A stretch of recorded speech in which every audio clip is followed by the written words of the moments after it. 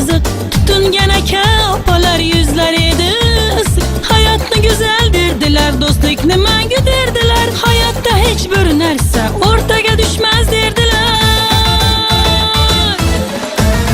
Hey o'tdi bahor yoz qishlar, kambag'al bo'ldi boylar. Taqdiri o'yin qilganda menga qo'yishdi do'stlar.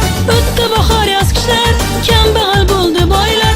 Taqdiri o'yin qilganda menga qo'yishdi do'stlar.